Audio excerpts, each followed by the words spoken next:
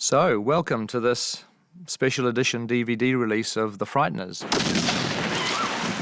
The Frighteners was a movie that I made down here in New Zealand back in 1995, in the days before Lord of the Rings and King Kong. It's 10 years ago now, so I guess this is the 10th anniversary release.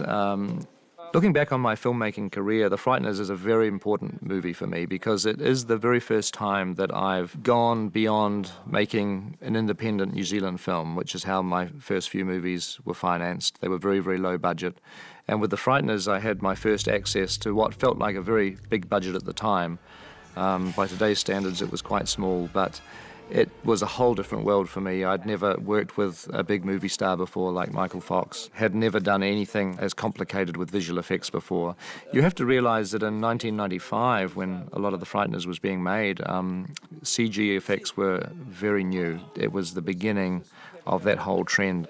So one of the things that happened with The Frighteners was that our own digital effects company down here in New Zealand called Weta expanded from having one single computer to about 35 computers, I think, is what we ended up with at the height of the effects on The Frighteners. And there's about 500 CG shots in the film. It was during the post-production on The Frighteners that we were, everyone was feeling very stressed. We were trying to get all these 500 CG shots done.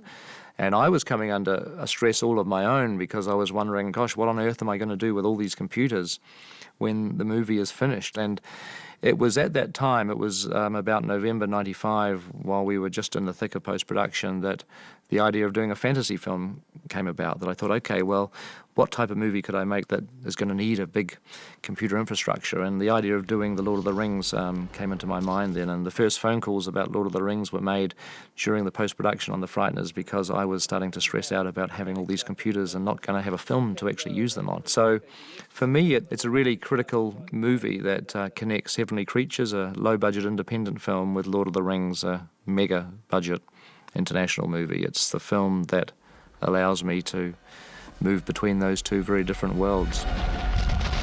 Now, this version of the movie of The Frighteners is actually 14 minutes longer than the theatrical release. It's the director's cut, I guess, or special edition release.